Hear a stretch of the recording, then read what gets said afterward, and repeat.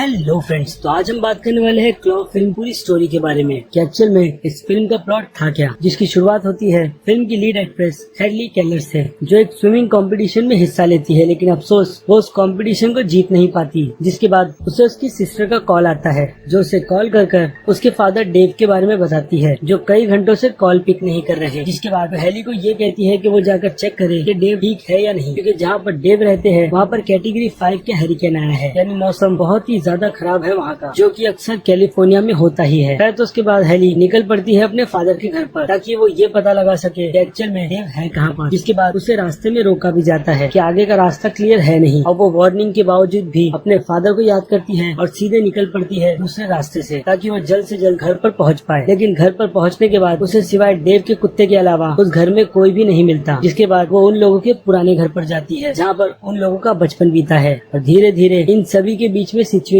भी खराब हुई, जैसे कि इनकी फैमिली बिखर गई। जैसे कि कैली अब अपने पिता के साथ में नहीं रहती और डेव का भी डिवोर्स हो चुका है, जिसका रीजन सिर्फ और सिर्फ हेली ही है, क्योंकि डेव ने ज्यादा टाइम अपनी बेटी को ही दिया, क्योंकि डेव अपनी बेटी के ट्रेनर थे। बट हेली अपनी घर की सिचुएशन के हिसाब से कभी आगे बढ़ ही नहीं पाई, यानी जो चैंपियन उसके पिता डेव उसे बनाना चाहते थे वो कभी बनी ही नहीं। और इसी के चलते हेली थोड़ा डिप्रेशन में भी रहती है, यानी पेरेंट्स के बीच की जो फाइट थी वो उसने बचपन से देखी, जिसका असर उस पर काफी ज्यादा हुआ है। खैर, तो अब डेव अपने पुराने टाउन में ही रहते हैं, एक काफी स्मार्ट कुत्ते के साथ, जहाँ पर अब हेली पहुँच गई है और उसे वहाँ पर उसके पिता की कार भी दिखती है। जिसके बाद वो उस घर में ढूंढना शुरू करती है कि एक्चुअल में उसके पिता है कहाँ पर। और फाइनली कुछ क्लूज के बाद उससे पता चलता है कि उसके पिता शायद इसी घर के बेसमेंट या फिर तहखाने के अंदर है। जिसके बाद हेली अंदर जाकर उसके पिता को ढूंढती है और उससे उसके पिता मिलते हैं, वो भी काफी बुरी हालत में, जहाँ पर वो बेहोश पड़े हैं। जिसके बाद वो उसके पिता को घसीट कर घर के ऊपर की तरफ लाने की कोशिश करती है, लेकिन इस बीच हेली को ये पता चलता है कि एक्चुअल में उसके पिता डेव की यह हालत की किसने है, क्योंकि वहाँ पर उसके पिता उस तहखाने में अकेले नहीं बल्कि एक एलिगेटर के साथ थे, जो हेली पर हमला करता है। लेकिन उस हमले से हेली बच जाती है और अपने पिता को फिर से उस तहखाने के अंदर खींचने लगती है, और वो एलिगेटर भी उन लोगों को खाने के लिए आगे बढ़ता है। जिसके बाद वो एक पाइप के रास्ते से उस तहखाने के दूसरे ओर चली जाती है, और ऑब्वियसली उस पाइप से वो क्रोकोडाइल दूसरी तरफ नहीं आ सकता। और शायद ऐसे ही डेव ने खुद को बचाया था, जब उस एलिगेटर ने उनके पैर को तोड़ा था और उनके कंधे को जख्मी किया था तब। जिसके बाद से ही वो यहाँ पर बेहोश पड़े हैं, और अब हेली भी इस सिचुएशन में पूरी तरीके से फंस गई है। लेकिन बाहर भी मौसम कुछ ठीक नहीं, इस वजह से उस तहखाने के अंदर पानी भरना शुरू हो गया है, यानी उन लोगों के पास ज्यादा टाइम नहीं बचा है, और वो लोग अगर सही टाइम पर यहाँ से बाहर नहीं निकले तो ऑब्वियसली वो लोग इस तहखाने के अंदर डूबकर मरेंगे, और हेली ऐसा बिल्कुल भी नहीं चाहती। जिसके बाद वो ये चेक करती है कि उसका मोबाइल फोन कहाँ पर गया, और फिर उसकी नजर पड़ती है उसके फोन पर, जिसे लेने के लिए वो काफी मुश्किल से उस पाइप को क्रॉस कर आगे बढ़ती है, और उसके पिता डेव उस एलिगेटर को डिस्ट्रैक्ट करते हैं। लेकिन इस बीच हेली को ये पता चलता है कि वहाँ पर उस तहखाने में सिर्फ एक एलिगेटर नहीं बल्कि 2 एलिगेटर हैं, और वो जैसे तैसे बचकर उस सिचुएशन से निकलकर एक दूसरी जगह पर जाकर छुप जाती है। लेकिन इन सब चक्करों में उसका फोन टूट जाता है, और जब वो तहखाने में बने हुए सुरंग से बाहर देखती है तो उसे बाहर पेट्रोल पंप के छोटे से जनरल स्टोर में कुछ लोग नजर आते हैं, जो लोग बोट लेकर वहाँ पर कुछ कर रहे हैं। और जब हमें वो सीन दिखाया जाता है तो एक्चुअल में हमें पता चलता है कि वो तीनों उस स्टोर में चोरी करने आए हैं। यहाँ तक कि वो लोग एक पूरे के पूरे एटीएम को भी उठाकर एक बोट में रख लेते हैं। जिसके बाद उनमें से एक शख्स को हेडली की टॉर्च का सिग्नल मिलता है, और वो जब आगे बढ़कर ये चेक करने जाता है कि उस बेसमेंट में सच में कोई है भी या नहीं, तो इस बीच एक दूसरा क्रोकोडाइल अटैक कर उसकी पार्टनर को मार देता है। जिसके बाद वो बाहर खड़ा शख्स अंदर की तरफ भागता है खुद को बचाने के लिए, और अंदर एक और शख्स है जिसका मन नहीं भर रहा यहाँ पर चोरी करने से। और कुछ देर बाद क्रोकोडाइल्स उन दोनों को भी मार देते हैं, यानी इस टाउन में अब सिर्फ 2 क्रोकोडाइल नहीं बल्कि और भी काफी सारे क्रोकोडाइल्स हैं, जो लेक से सीधे फ्लड हुए इस टाउन में आ गए हैं। और अब जो कुछ भी करना है यहाँ पर हेली को ही करना है। जिसके बाद वो अपने पिता से पूछती है कि इस जगह से निकलने के लिए दूसरा और कोई रास्ता है या नहीं। और उसके पिता डेव हेली को ये बताते हैं कि पाइप के रास्ते से शायद इस जगह से बाहर निकला जा सकता है। लेकिन जैसे ही हेली पाइप को फॉलो कर उस एंड मोड़ पर पहुँचती है तो वो छोटा सा डोर नहीं खुलता है, क्योंकि डोर के ऊपर काफी सारे सामान रखे हुए होते हैं, जहाँ पर उनके घर का वो कुत्ता आकर बस हेली को देख ही सकता है। लेकिन इस बीच हेडली की परवाह और किसी को भी थी, जो कि वेन था, जिसने इसके पहले हेडली को वार्न किया था कि वो टाउन में वापस ना जाए। और अब वो यहाँ पर हेडली और उसके पिता को ढूंढने आया है अपने एक दोस्त के साथ। जिसके बाद हेडली उसे चिल्लाकर बुलाती है और वेन सुन लेता है, पर ये नहीं समझ पाता कि हेडली उससे तहखाने से दूर रहने के लिए कह रही थी, जो वार्निंग वेन नहीं समझ पाता। और बाहर खड़ा दूसरा शख्स गार्डन में एक झूले की तरफ देखता रहता है, क्योंकि उसकी चेन पानी में खींची चली जा रही थी। और जैसे ही वो शख्स करीब आता है तो उसे पता चलता है कि एक्चुअल में चेन में एक एलिगेटर फंसा हुआ है। और जैसे ही वो शख्स खुद को वहाँ पर बचाने की कोशिश करता है तो ऑब्वियसली वो सारे के सारे क्रोकोडाइल्स उसे मार देते हैं। और दूसरी तरफ वेन के साथ भी कुछ ऐसा ही होता है। तब जब वेन उस बेसमेंट की डोर पर खड़े अपने पार्टनर को आवाज दे रहा था और इस बीच एलिगेटर आकर उसे भी पकड़ लेती है और अंदर की तरफ ले जाती है। यानी अब फिर से पूरे की पूरी जिम्मेदारी हेली पर आ गई है कि वो किसी न किसी तरीके से इस तहखाने से बचकर बाहर निकले, जिसकी वो कोशिश भी करती है। और इस कोशिश में वो उस तहखाने के दूसरे छोर पर पहुंचती है, जहाँ पर पहुंचने के बाद उसे ये पता चलता है कि वो एक्चुअल में एक नेस्ट में पहुंच गई है, जो नेस्ट फीमेल एलिगेटर का है और उसने वहाँ पर अंडे भी डाले हुए हैं। इवन वहाँ पर रेन की डेड बॉडी भी है, जिस डेड बॉडी से हेली को एक गन भी मिलती है। और अचानक से वो फीमेल एलिगेटर हेली के हाथ को पकड़ लेती है, लेकिन हेली के उस हाथ में गन थी, जिस गन को फायर कर वो उस एलिगेटर को वहीं पर मार देती है। जिसके बाद हेली को मौका मिलता है कि वो उस तहखाने के दूसरे पाइप के रास्ते से सीधे लेक से बाहर निकले और अपने घर में पहुंच जाए। लेकिन उस बीच उसके पीछे एलिगेटर पड़ते हैं और यहाँ पर हेली की स्विमिंग की वो पूरी की पूरी प्रैक्टिस उसके काम आती है और वो बचकर उस तहखाने से सीधे घर में चली जाती है। लेकिन अब बारिश काफी तेज होने के कारण वो तहखाना पूरी तरीके से भर जाता है और उसके पिता जो वहाँ पर पूरी तरीके से जख्मी पड़े हैं वो डूबने लगते हैं। जिसके बाद हेली अंदर आकर अपने घर के उस वुडन फ्लोर को तोड़ती है, जिसमें से वो उसके पिता को बाहर निकाल लेती है। लेकिन उसके पिता डेव पानी में डूबने के कारण सांस नहीं ले पाते। जिसके बाद हेली अपने पिता को अपने मुंह से सांस देकर फिर से वापस अपनी इस दुनिया में ले आती है। और अब उन लोगों को इस सिचुएशन से बाहर निकलना है, क्योंकि हेली को ये लगता है कि वो लोग गाड़ी में बैठकर यहाँ से निकल जाएंगे। लेकिन जब वो बाहर जाकर देखती है तो पूरा का पूरा रोड पानी से भर चुका है, जो कुछ घंटे पहले बिल्कुल ठीक था। जिसके बाद हेली की नजर पेट्रोल पंप पर खड़ी उस बोट पर जाती है, जिसमें बैठकर वो लोग बचकर निकल सकते हैं। और फिर उसके पिता डेव हेली को ये भी एडवाइस देते हैं कि अगर बारिश हो रही है तो वो लोग पानी में चले गए तो उन एलिगेटर्स को कुछ भी पता नहीं चलेगा। लेकिन जैसे ही वो लोग आधे रास्ते बढ़ते हैं तो बारिश चली जाती है और फिर यहाँ पर हेली के पिता उसे तैरने के लिए कहते हैं। और फिर से हमें यहाँ पर हेली की शानदार स्विमिंग देखने मिलती है, जिसकी मदद से वो उस बोट में पहुंच जाती है और अपने पिता और अपने पेट डॉग को भी लेकर वो वहाँ से निकलने ही वाली होती है कि अचानक से पानी की एक बड़ी वेव आती है, जिसकी वजह से उनकी वो बोट उन लोगों की घर की विंडो को तोड़कर सीधे हॉल में घुस जाती है। यानी यहाँ पर अब एलिगेटर्स को पूरा